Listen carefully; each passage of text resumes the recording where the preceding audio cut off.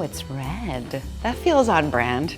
This one always makes people uncomfortable, so I love making my friends uncomfortable. So creepy. Hello and welcome to Grave Conversations. It's the only show where your favorite celebrities get to lie down. I am your host, David Dastmalchian.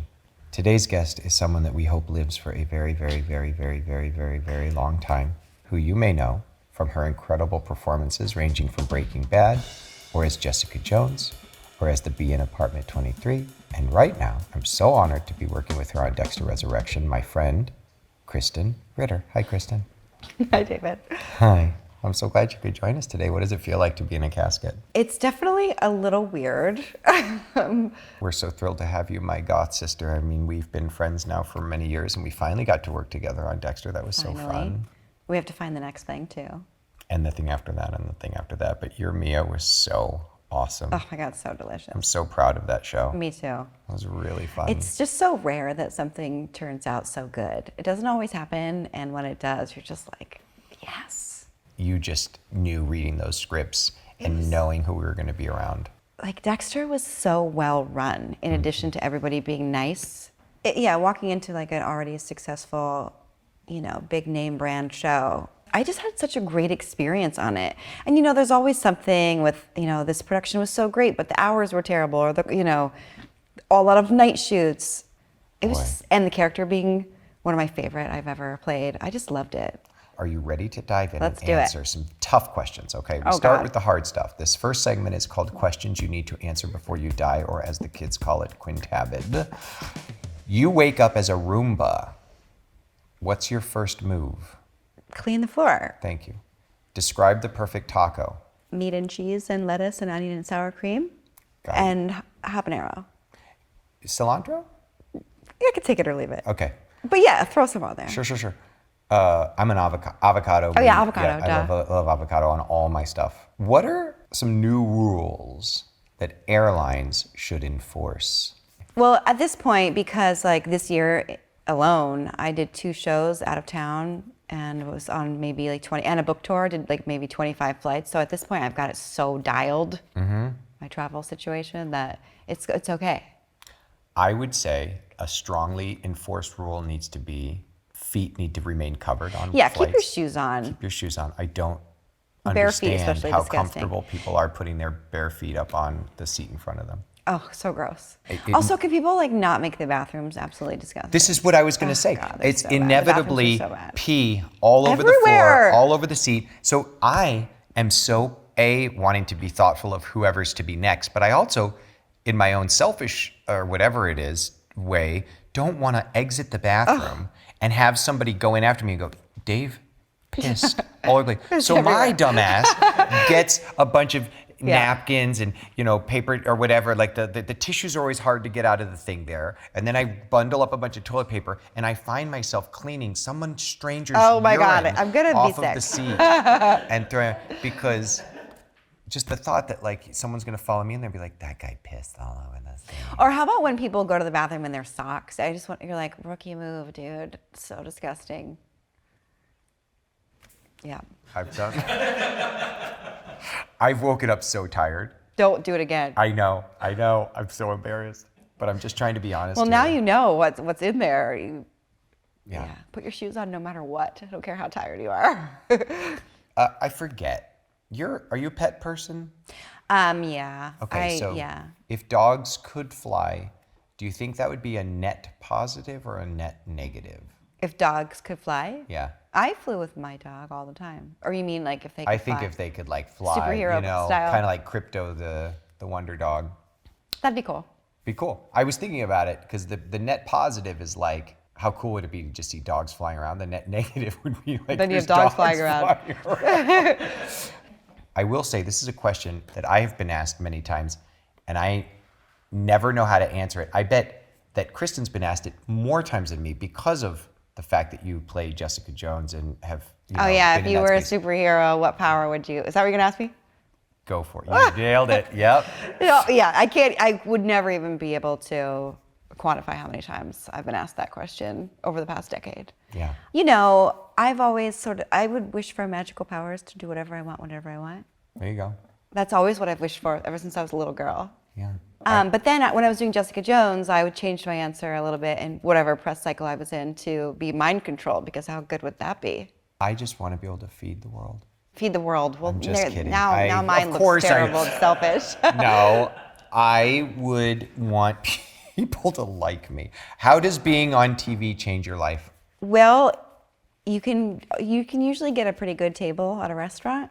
That's awesome. Right? Yeah, I agree. I mean, it's pretty great. And also when people like love something you did, you're like bringing people like joy, and that's a magical power. The trade-off is that sometimes you just want to help your kid who's melting down find the pair of shoes that fits at the Target, and there's people that really love your work. They are your fan and they want to have an interaction with you. Yeah, that's not the right moment. Yeah, my therapist and I have been working on my cloak of invisibility, and I'm still developing that. Mostly positive, though. Mostly positive. Very grateful. Yeah, very grateful. If you could a lot of perks. If you could put one of your characters into another one of your characters' movies or shows, what would that look like? If I could put one of my characters into another? Yeah, like pull Jessica Jones and now she's in Dexter. You could take, I Oh, don't know. yeah. Or we could put Mia into Jessica Jones, which would be interesting. That would be very cool. That would be, two powerhouse women. Because I think Jessica Jones actually, although she wouldn't approve of what Mia's done or is doing, she would find the conflict in it. she would be like, I see where you're coming from.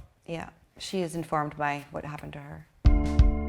Every time I'll see like somebody else with like a little tiny one, I'm like, oh, what an amazing experience. I'm so glad I had that experience. It's so short and it's over before you know it. We always kind of like get deep into the grit. I love getting to spend time with him. Whenever I have to do press, especially for all of our Dexter stuff, we did so much stuff together. I would look at this schedule and be like, oh my God, there's a lot. And then I would see that he was with me. I'm like, oh, it'll be fun. When I asked you if you would be willing to come on the show, and you said, of course, but you're so nice and you're so generous and you're such a good friend. But we talked a little bit about how important I think it is to just normalize conversations about death and dying and all that fun stuff. Are you ready to talk about end of life? I guess so, let's do it. Okay, it's time for a segment that we call Death Wish with Krysten Ritter and David Dastmalchian. If you could know the exact moment of your death, Krysten, would you want to? That's a really good question. I don't know. I think so. But then you would like have this like feeling of it over, looming over you every day. So maybe not. Mm-hmm. Maybe not. I'm so curious about young Krysten, but what do you think your younger self would be most surprised to learn about you now? That's such a big question, because we talk about like that inner child stuff a lot. Mm-hmm. And when I think about her, I'm like, oh my God, she was such a badass and so fearless and took big risks. And I just want to go back and like high five her and tell her it's gonna be good. It's gonna work out, and you're gonna have a big life and have a lot of joy and play. I've always been really scrappy and really resourceful and all here on like enthusiasm and elbow grease and grit. I think I've always been so present, like just like whether it's hustling or like doing what I'm doing or trying to have a big life or big experiences or a lot of fun. I never really thought down the road 15, 20 years. And now to be like a grown up and get in touch with that little girl a little bit, I feel really proud of her, That's awesome. Yeah. I love that. I was thinking about that. I definitely would be surprised to learn that I would eventually be a sober person. A sober person? Nor would I believe that I'd be doing what we do. Yeah. Like that would have blown my lid. I mean, doing what we do at a level that we are too. Like when you don't grow up like in the business at all with any exposure to this like, unconventional look at success, we're both from pretty small towns where this is not on your radar at all. I had somebody who I'm a fan of ask me to take a picture with me the other day, and it flipped my lid. Yeah. I was like, that's surreal. That is wild when that happens. Yeah. I love this question, and I'm very curious if there is a memory that you would choose to relive once a year forever? My baby. Like first time holding him? Just like anytime in that first year, I was like really just connected to him, and we were snuggle all the time. If he had a nap, until he was like 3, you know, if he had a nap during the day, I'm like, sorry everybody, I have to go nap. Like, Oh yeah. I would just really spend so much time with him, like snuggling. And Penny's 8 now, but once in a while we'll still nail like a mid-afternoon nap together, and my live son for doesn't it. nap. Neither do I, but we still snuggle big time. He just turned 6. But like that, every time I'll see like somebody else with like a little tiny one, I'm like, oh, what an amazing experience. I'm so glad I had that experience. It's so short and it's over before you know it. And that is absolutely something I would want to relive every day, every year for the rest of my life. What's something you used to believe about the world that you no longer do? I guess like as I get older, I realize like, who gives a shit? You know, like we're here and we gotta have some fun and not like stress out so much. I can stress myself out and get like a lot of anxiety or like nervousness, and I'm like, I try to be a little bit more. I mean, you've been with me when I've had these like nervous like Yeah. but it's like whatever. Yeah. You're not the star of everybody's movie. Everyone's like really caught up in their own stuff, and you don't really matter that much. So just like relax a little. The thing that I don't believe anymore, that I used to believe intensely about the world, which is interesting because it's a bit of a counter thought to what we were just saying, but I used to truly believe we were all alone, and I don't believe that anymore. I do think we are in this together in a way that we're more together than we are alone. And that is so easy to forget, especially if you get into the darkness of like depression or you're slipping into maybe a bad place. So I love, and I want to remind you, if you're watching this right now, you're not alone. I know you feel like connection you are. really is so important and so nourishing. You want to go out with a bang. You want to like show up, Sure. Shake some shit up. I'm not trying to like just show up and like float around. Those are urns on the table that Titan also makes. We get all the good stuff. This one always makes people uncomfortable, so I love making my friends uncomfortable. If you got to pick, let's say if you had to pick right now, because a lot of times people go, I don't know, and they just don't want to answer it. You had to pick. How would you, Krysten Ritter, like to die? I would say like comfortably asleep. I just not wake up. That would probably be a good way to go. That's not painful. Great answer. Or something epic. You know? Yeah. Like not something like fucking wild. Fuck yeah, like I think like a comet hurtles towards Earth, it spews some weird, stuff all over the place, and the humans that it touches, this spewed stuff, they immediately start to transform into like a 28 days later zombie. Munch on the next one. What I see is about to happen is like the world is about to be overrun with zombies. There's just enough people around with their camera phones to capture the moment in which I throw myself on their grenade. I stop the zombie apocalypse, die in a ball of flames, and then you can always be like, that's my guy. That's Dave D. That was my buddy, man. That's something everybody would remember. Yeah, that would be pretty cool.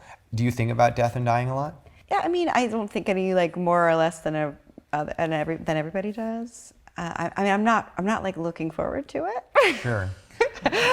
So, yeah. That's healthy. Have you ever done any funeral planning for yourself? No, but I've thought about like because I've died a lot in like shows and movies. I've had a very interesting vantage point. Where people act as if you're dead and what their reaction is. So I've thought a lot about like how it would affect other people, maybe. It's really interesting when I get a new role, even if it's like based around an IP that like say my kids love. Like my kids love One Piece. I got to be on One Piece. My kid loves Street Fighter, and I got to be in the Street Fighter movie. So no matter how excited they are about whatever the project may be, the first question they ask, and they ask it with like some intensity, is, Do you have to die again? Oh my God. How many times have you died? I've died a lot too. I've died in 86% of the projects I've been a part of. Yeah, I die a lot as well.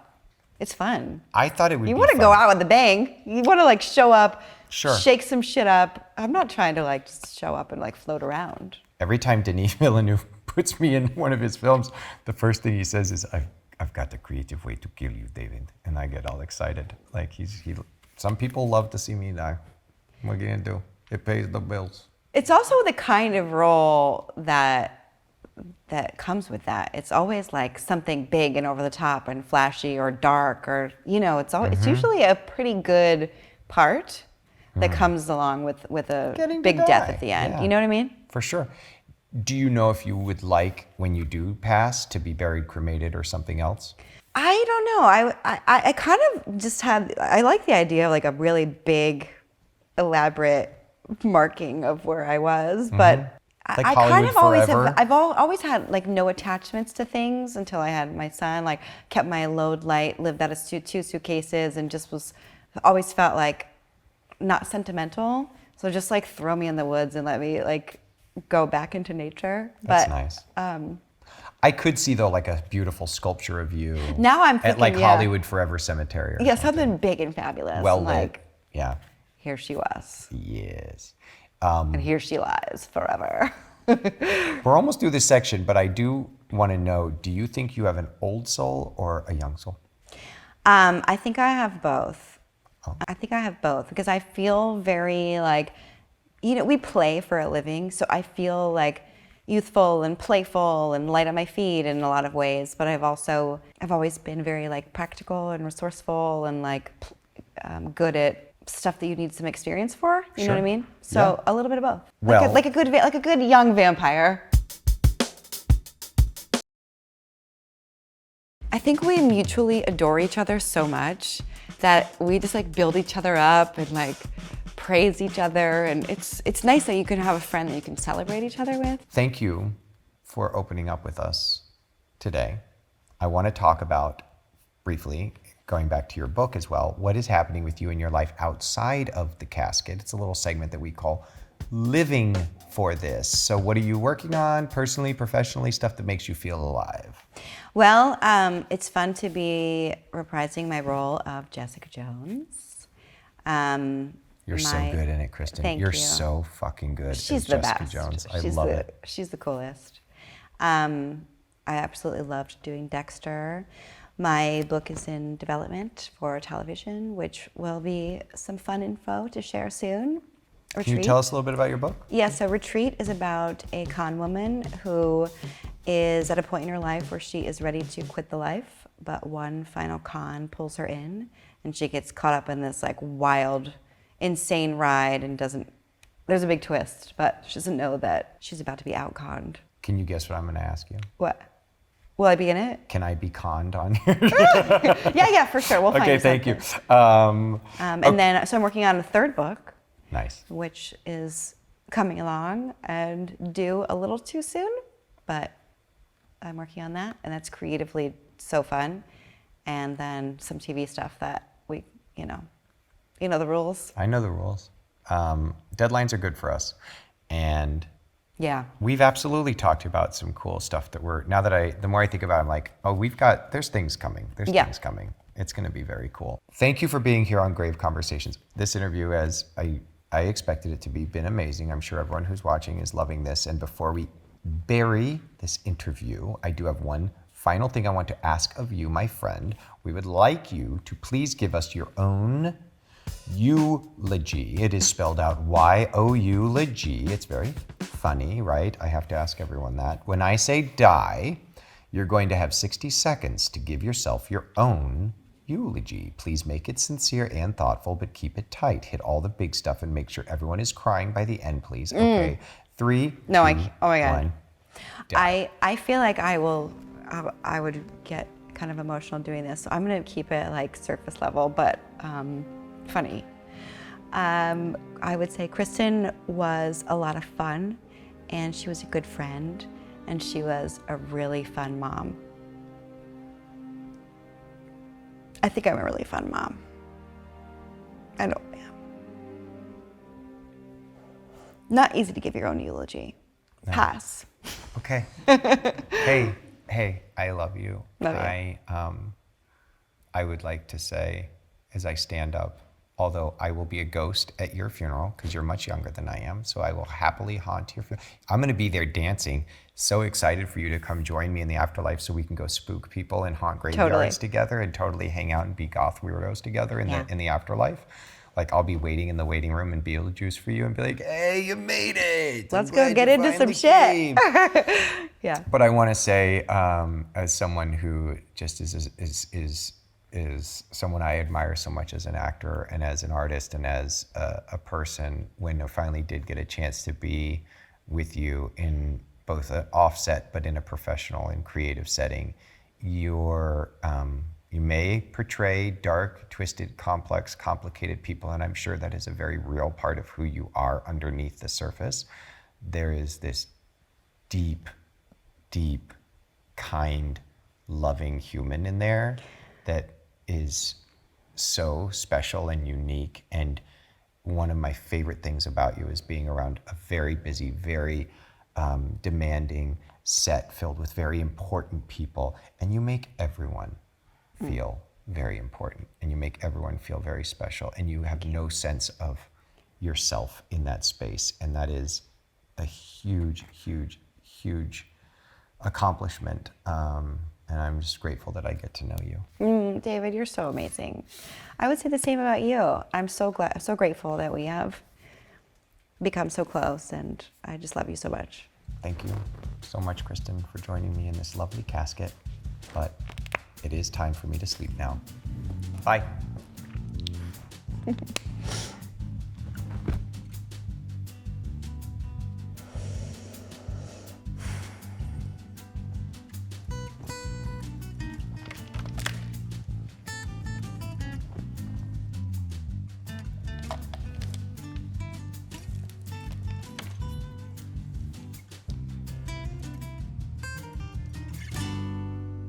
The first time I've done an interview lying down. Let's incorporate that into other press opportunities for sure.